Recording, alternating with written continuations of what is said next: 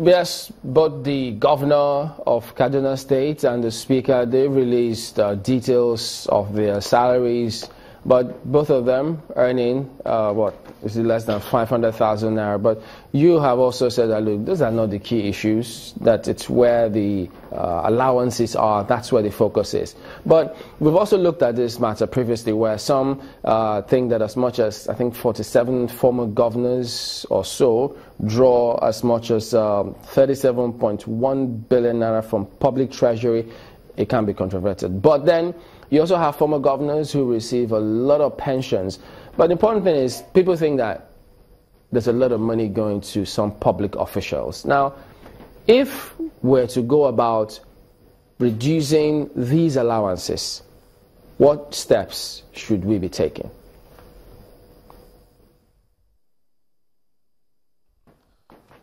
The step to be taken is good leadership. What is lacking is leadership. I was talking about the issue of cars. Believe you me, if as a nation we make it a policy that from now, every legislator or ministers or what have you, let's say we meet the executive, and a minister have minimum of 3-4 cars. They say you should not have more than a car and a backup, maybe 2 cars. And we start to scale down from that end. You now come to legislatures and say, we'll give you a car loan, and that serves as your car, and becomes a policy. It will be difficult for me to operate outside that. But unfortunately, when, like I say, you observe that a minister was alleged to have 7 cars on his entourage, he said, no, it's 5.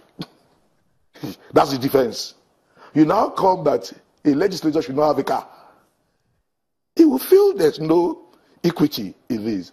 So we must start from leadership.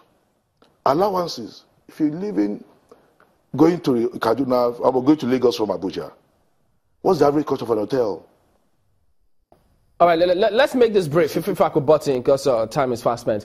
Could you then tell us, is it possible for the National Assembly to mandate the Revenue Mobilization Allocation and Fiscal Commission to take a look at the salaries and emoluments or allowances of National Assembly, the governors, the executive arm of government, with a view to reducing them?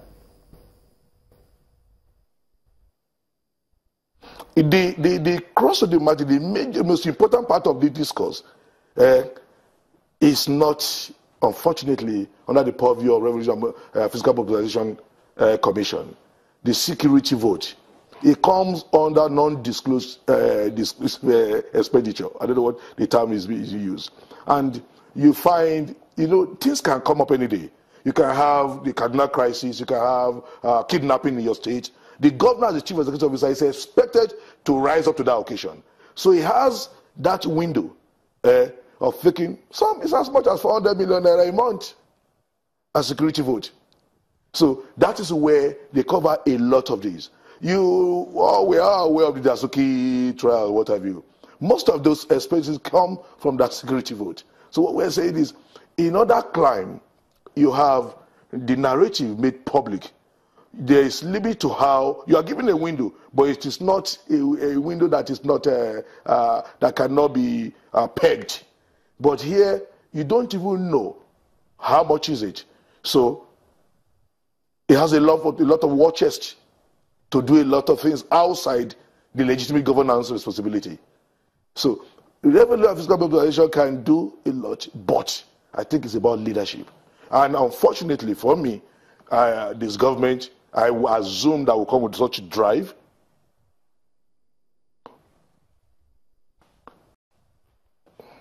Yes, well, now that we are, where we are, I think that Chamberlain already asked you a question that seems wrapping up. Do you say that leadership is the way to handle, leadership is the way to go for the national, for even the budget matters and in terms of reducing cost of governance? Yeah. I'm looking at the figures, and the speaker released his salary.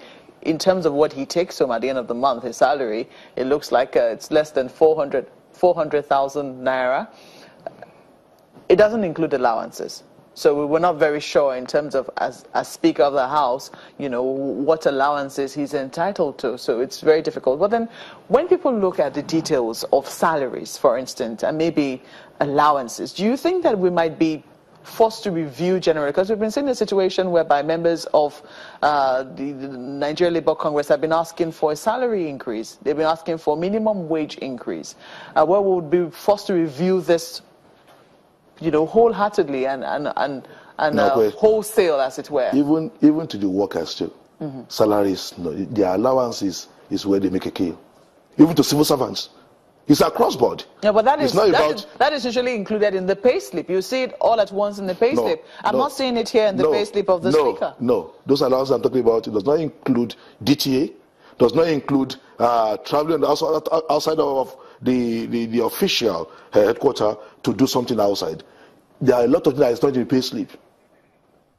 Where a lot of people make it kill is in those allowances. They are not in the pay slip. So those are the areas that you would advise that we should be looking at? That is the areas I think all of us should look into.